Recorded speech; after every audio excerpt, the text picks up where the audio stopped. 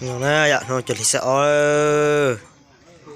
tôi cho nhiều xin rào nè ít tụi nó ở tụi khí bóp bé thế nè tụi nó hành cơ nè dạ tụi nó hành tiền nè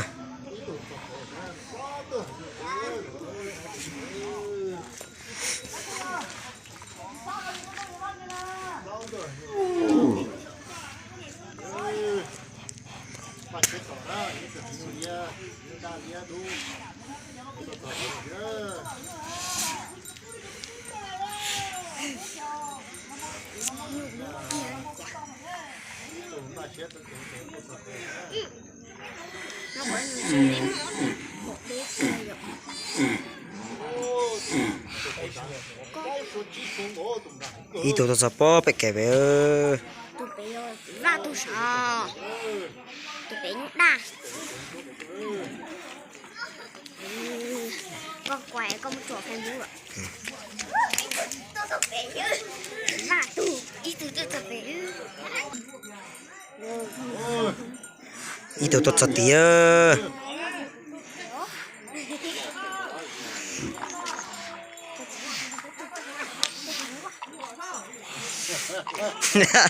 chắc là tôi lừa sao kìa chắc là tụi hành nghĩa có tôi thì nó đây ô chỉ cả đó đấy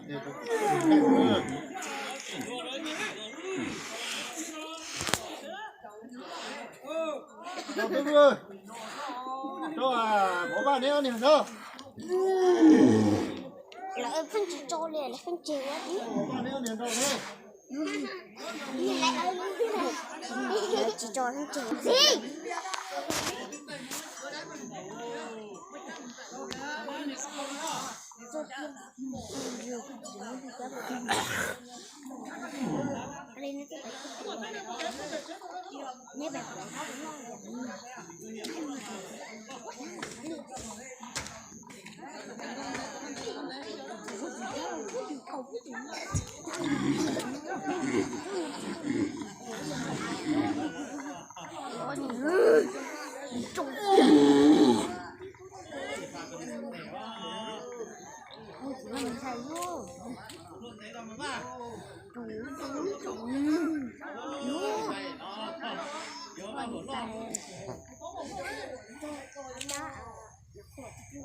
mấy giờ bỏ người thằng qua bỏ tất của mấy tất của lo tất của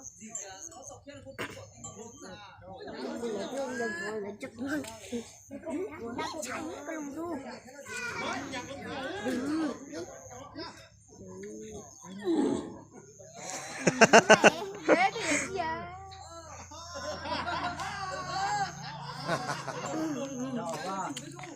tôi đủ hành thâu rồi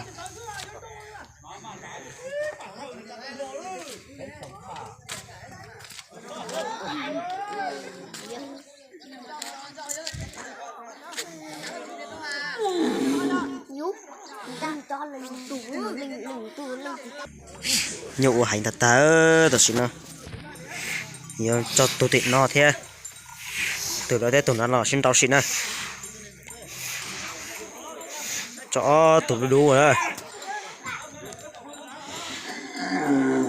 ô hành thật tiền ơi ô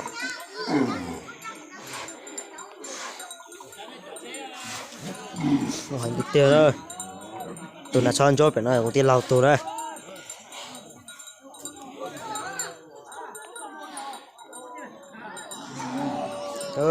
hành tiền đâu có tài chính nữa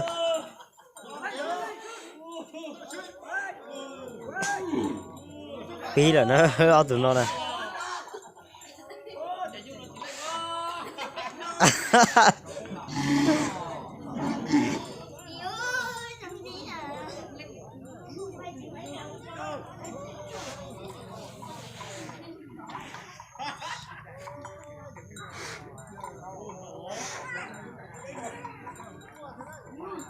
phí họ cũ rồi nữa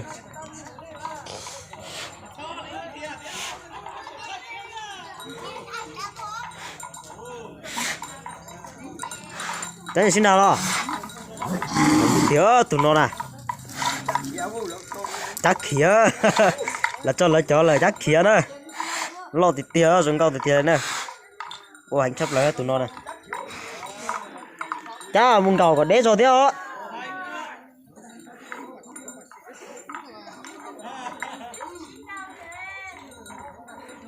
chỉnh cho xịt dây cho chỉnh tốt luôn đó ạ lại nó giờ 6 tao va gì mà đi tí nữa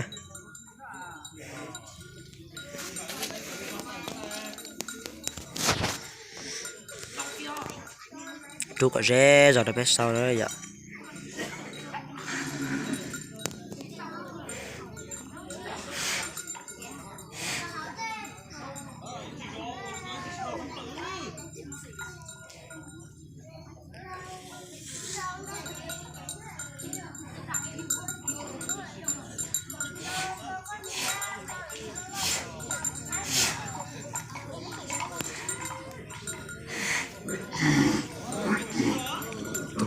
tụi nó hành sắp lỡ tụi nó dẫn ra tên là chỉ phun trào nè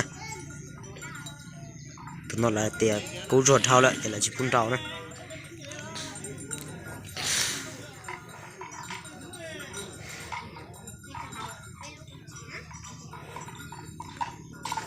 thế tụi bố bệnh hạt son rồi bệnh nó tụi bệnh nó hành sắp lỡ đó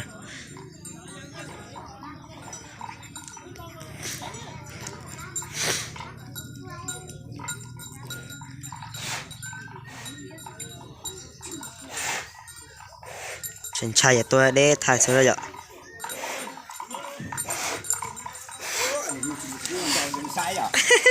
cho con nhá rồi hành sắp lỡ tụi nó nè lấy trên chai lấy gì cả cho nó con nhá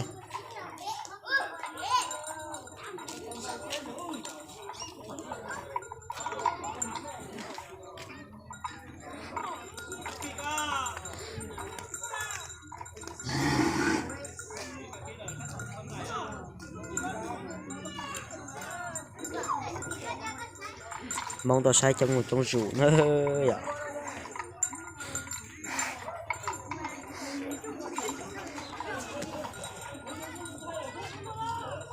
tí ô hành rượu nữa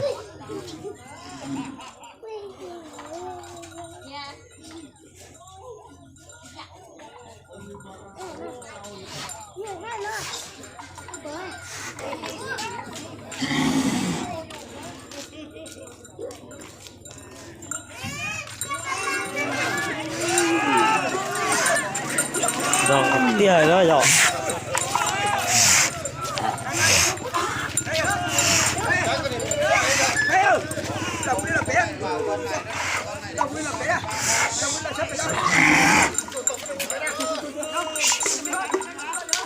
chọn được chưa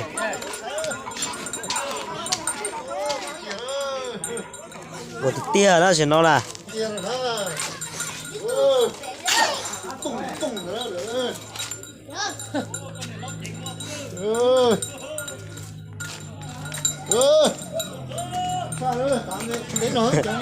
sao đế cho mê nè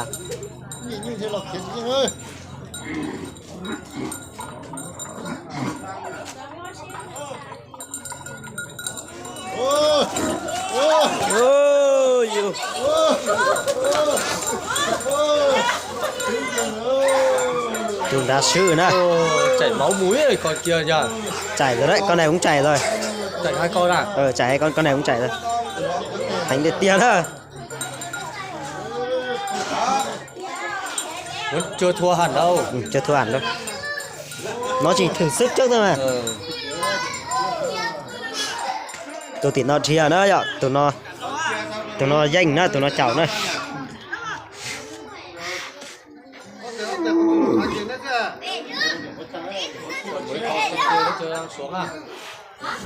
chưa còn 2 con 3 con nữa còn con trên kia nữa kìa chưa thua hẳn đâu ít tụt cho bó bé thế tụi bé có yêu của tên lào tù thế tụt cho bé đó rồi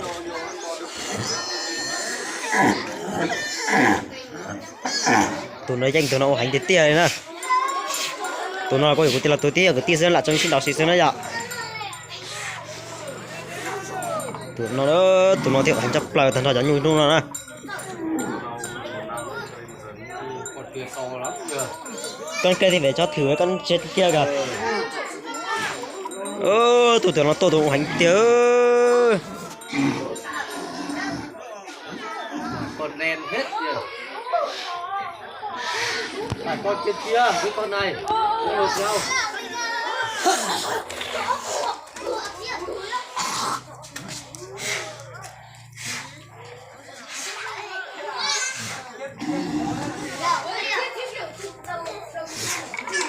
Hành chấp lời đó nhở. Hành nhá đú ở cầu thứ rừng cầu thì tía chẳng như này.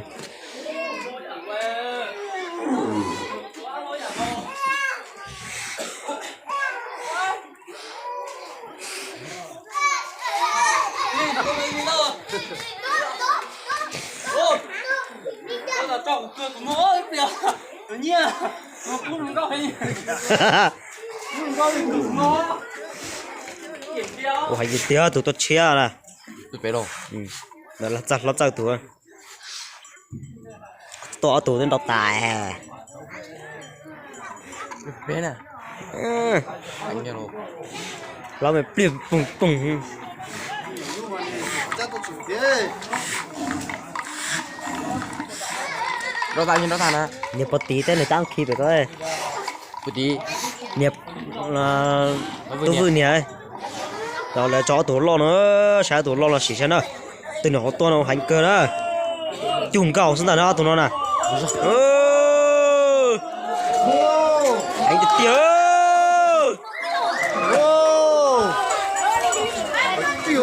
Lao hành được tiêu.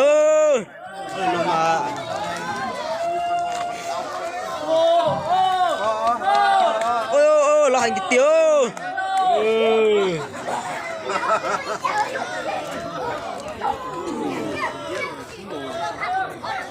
Tạt đê cho đây. Em lên nhỏ tạt đê cho đây. Tạt đê đâu? Tạt đê đây. Tụi nó lao hành được tiền á.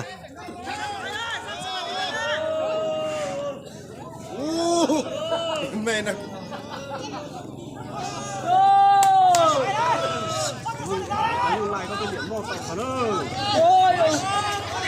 Hành tiền. Ôi ôi nhụ thiệt kìa. Ôi ôi tao rồi nó là.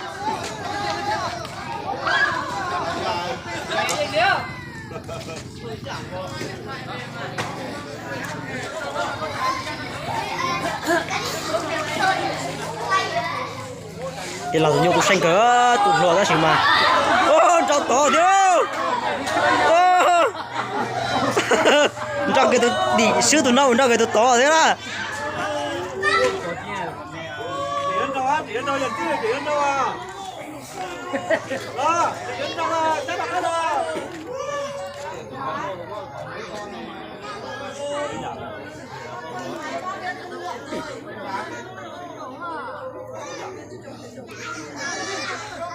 Chả cá lòng đâu chỉ tao sửa tiền à. Ô chung cầu xin nào. Ô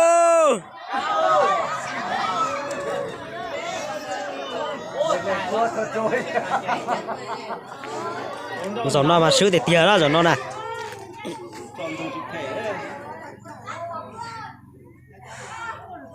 Thiệt trong tài phơn đàn đó đây.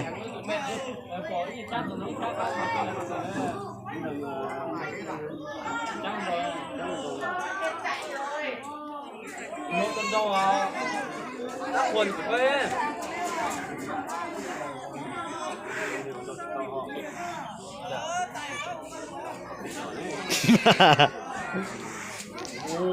Tay là sợ vào hùa nó thế này.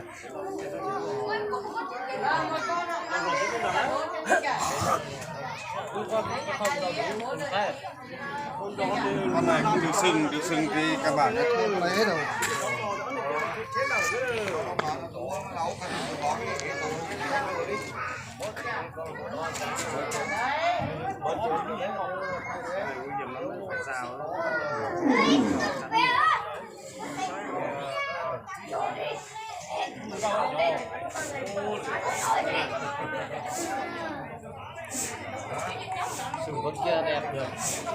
con kia sừng đẹp đấy.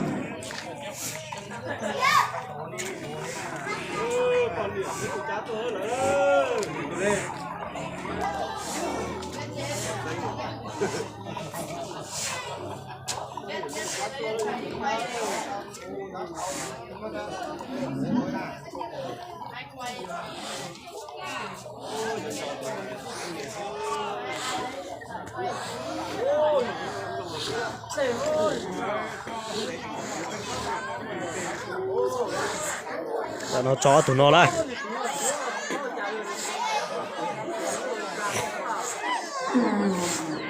Tụi đa thì mẹ tụi đa thì hành cái tia đó.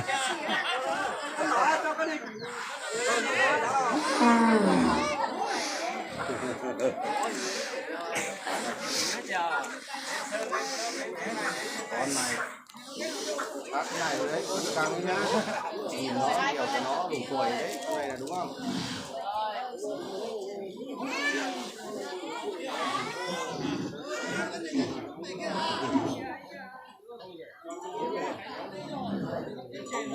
Con trâu thì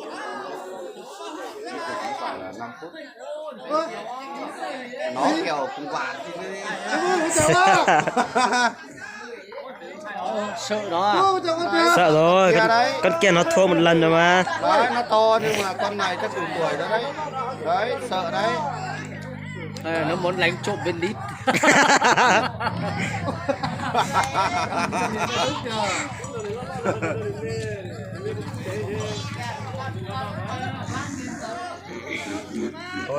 Thôi men vào cho quen cân rồi, nó quen nhau rồi à con này này.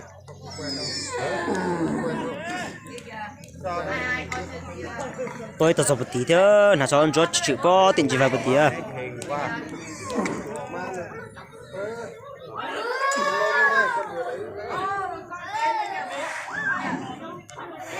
Xong cua cái khay. Tôi có cho thịt nọ thế, rồi nó xỉu tôi nó sẽ còn đau đó. Mà lẽ từng mua to còn có sườn bóng ấy. Anh pưng mua luồng xuống chút mà cái gì. Cứ sườn bóng mà.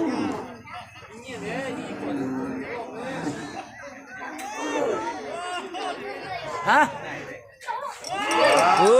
Chùm cầu thứ. Này nó ra rồi, con này. Mua nạp. Cái nhỏ mà khai gì đi.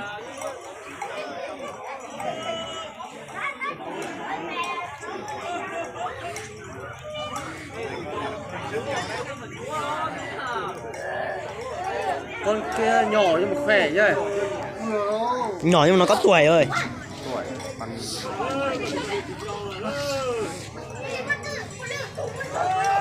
sừng nó nhọn nữa đúng không? Được cái sừng nó. Ồ, hành thịt tía rồi.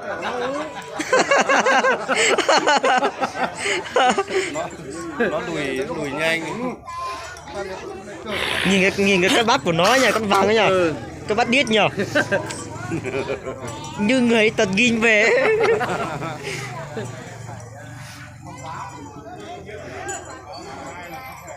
Con này cơ, sừng con này mới đẹp con này. Đúng rồi, sừng con đấy đẹp đấy. Con đấy họ sợ cho hút còn không cho đâu mày. Không cho à? Không cho. Bảo cho nhưng mà bảo sừng nhọn quá. Vết thương nhỉ. Đấy sừng nhọn quá. Không cho hút à? Không cho. Bảo sừng nhọn quá sợ. Đúng rồi, nó sừng nhọn. Đấy sừng nhọn lắm. Còn mấy con này sừng nó là bò lai, nó sừng nó không nhọn mà. Của ông trôm cơ. Không lấy ra nhỉ? Sợ ông không lấy ra nhỉ? Con kia to lắm đấy, con đấy là.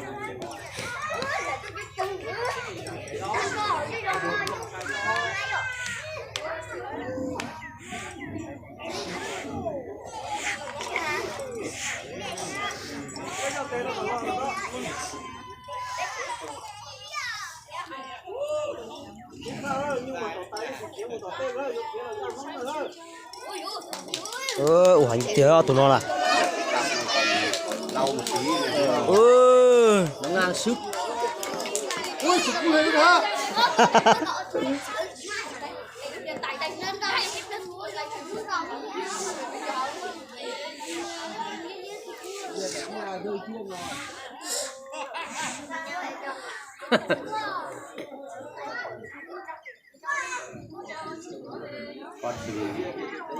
con đen kia là rơi chuông rồi à?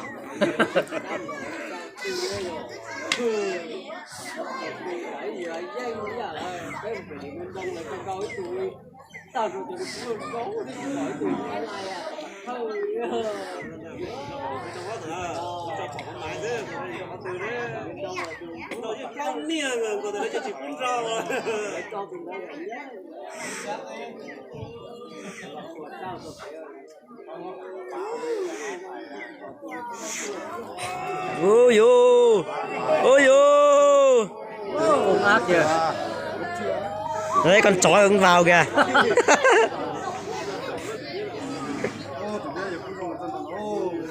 Chỉ nó dớm chết chó bây giờ. Đừng mất thịt chó.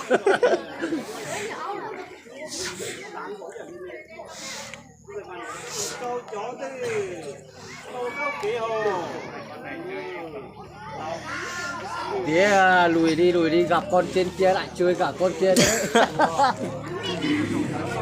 Con này cho chơi con to to kia này.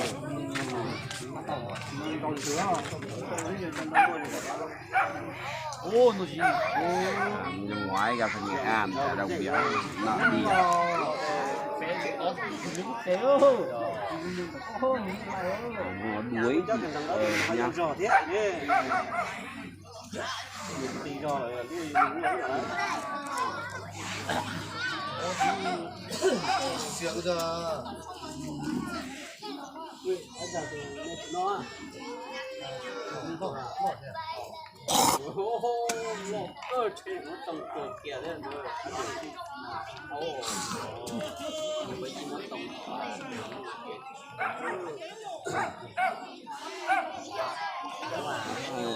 Bỏ nhau con chó con này ra gâu gâu rồi dẫm là cái chết.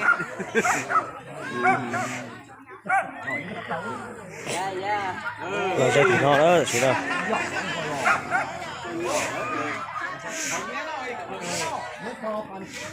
Ô, giờ trò giải báo từ tàu giải nữa đó. Báo từ trong té. Đâu dưới điện à? Ở trong đâu nó dưới điện nó sẽ là nó chỉ trong đâu à?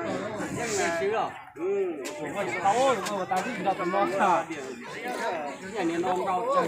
Lúc lò dây thì nó đấy. Ôi ôi ôi. Sao ơi.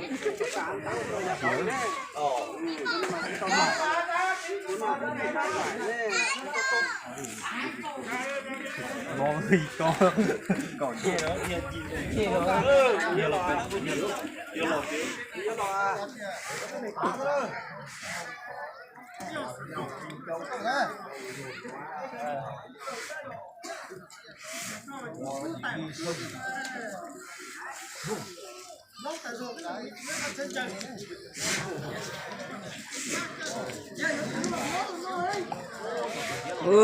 Từng dia lo hành cái tia tàu lao ra đó.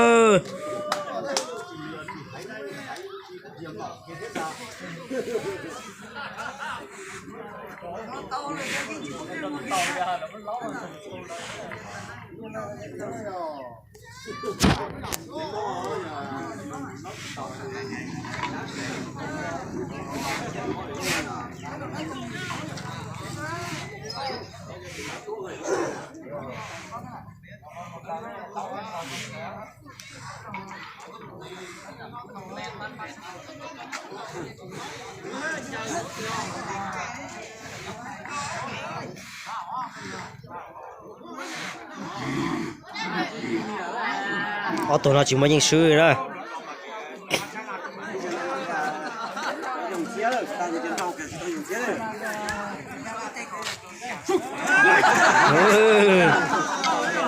Mới được cái gì thì bà thích bà thâu được té á, mẹ điều tra nữa. Dòng ba đó tụi nó là người ta trên đầu thế đấy. Thì cho nó mãi dây bao đấy.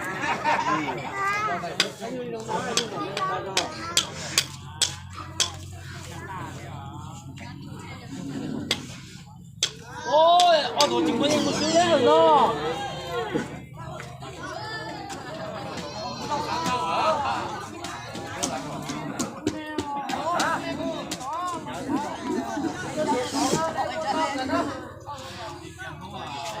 Hãy subscribe cho kênh Ghiền Mì Gõ để không bỏ lỡ những video hấp dẫn.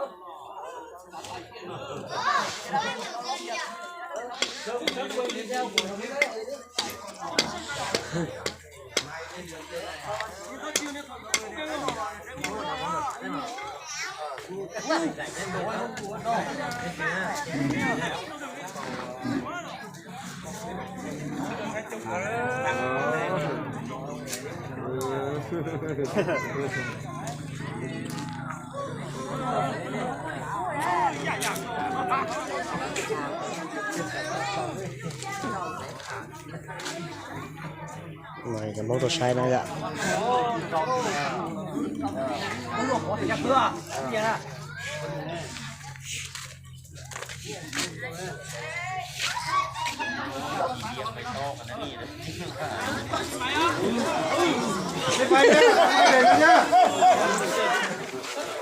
cho ra cho đi cho thôi à trồng trồng không có ô cầm luôn cảnh tiền mà